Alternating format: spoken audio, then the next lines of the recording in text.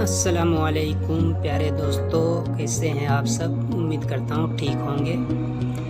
बद किरदार औरत और मर्द की सबसे बड़ी निशानी ये है कि वो रिश्तों की पहचान भूल जाते हैं। एक रोज़ एक शौहर जब बाहर से अपने घर में दाखिल हुआ तो देखता है कि उसकी बीवी ज़ारो कतार रो रही है।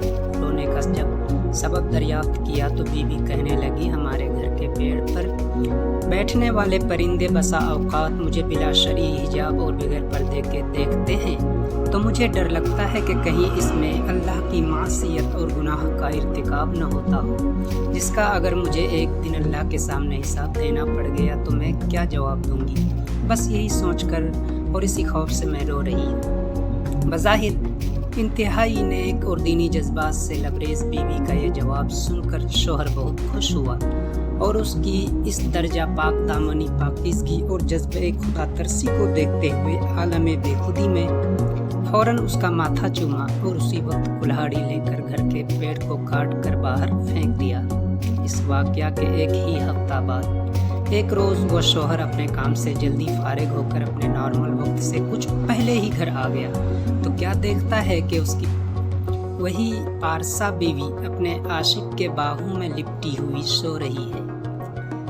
ये नाकाबिले यकीन दिल खराश मंजर देखकर उसने मज़ीद कुछ नहीं किया, बस घर से अपनी बाज़ ज़रूरियात का सामान लिया और अपना घर और बस्ती छोड़कर निकल पड़ा और चलते चलते एक दूसरे शहर तक पहुंच गया जो बादशाह वक्त का अपना शहर था।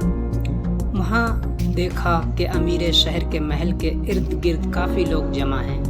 ये मंजर देखकर जब उसने इस भीड़ का सबब पूछा तो लोगों ने बताया कि बादशाह सलामत की तिजोरी चोरी हो गई है। उसी दौरान इस भीड़ से एक ऐसे शख्स का गुजर हुआ जो पूरे पैर के बजाय सिर्फ अंगुलियों के अतराफ के बल बहुत संभल और बचा कर इंतहाई एहतियात से चल रहा था। उस आदमी ने जब इस शख्स के बारे में पूछा कि ये साहब कौन है तो लोगों ने बताया कि इस शहर के दीनी गुरु, मजहबी पेशवा और शेख साहब हैं जो अपनी उंगलियों के बल महज इसलिए चलते हैं ताकि उनके पाँव के नीचे कोई चींटी आकर कहीं दब न जाए और उसकी मौत हो जाए और उस तरह वो नाहक कत्ल नफ्स के अजीम गुनाह के मुर्तकिब न ठहर जाए। शेख साहब के मुतालिक लोगों का ये जवाब सुनकर उस आदमी ने फ़ौरन और बरजस्ता कहा, अल्लाह की कसम मुझे बादशाह के ख़जाना और तिजोरी के चोर का पता हतमी मिल गया है, मुझे उसी वक्त बादशाह के पास ले चलो। बादशाह के पास पहुंचकर इब्तिदाई हाल चाल के बाद उस आदमी ने अर्ज़ किया, बादशाह सलामत, आपकी तिजोरी का चोर कोई और नहीं बल्कि आपके इस शहर के दीनी गुरु और मजहबी पेशवा शेख साहब ही हैं। ये सुनकर बादशाह को सख्त हैरत व ताज्जुब हुआ, जिस पर वो आदमी मज़ीद यकीन दहानी कराते हुए कहने लगा कि अगर मुझे इस इल्ज़ाम में झूठा पाया जाए तो मेरा खून मुआफ़, और अगर इस इल्ज़ाम के बदले मेरी गर्दन भी उड़ा दी जाए तो भी मैं इसके लिए मुकम्मल तौर पर तैयार हूँ। आखिरकार बादशाह ने उसका इतना पुख्ता जवाब सुनकर शेख साहब को फ़ौरन दरबार में हाजिर करने का हुक्म दिया और उन्हें दरबार में लाया गया। पूछताछ और तहकीक के बाद आखिरकार शेख साहब ने अपना जुर्म कबूल किया और तिजोरी चोरी का एतराफ़ कर ही लिया।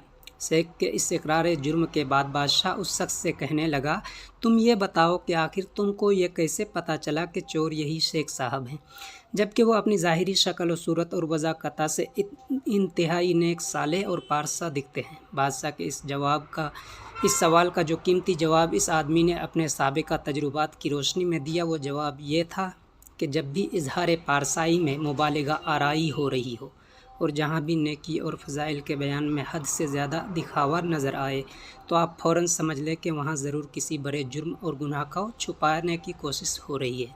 सच है कि सिर्फ लिबास से पारसा से शराफत आ नहीं सकती, शराफत नफ्स में होगी तो इंसाफ पारसा होगा। किरदार को कपड़ों में छुपा रखा है तूने, कपड़ों की तरह तो तेरा किरदार नहीं है।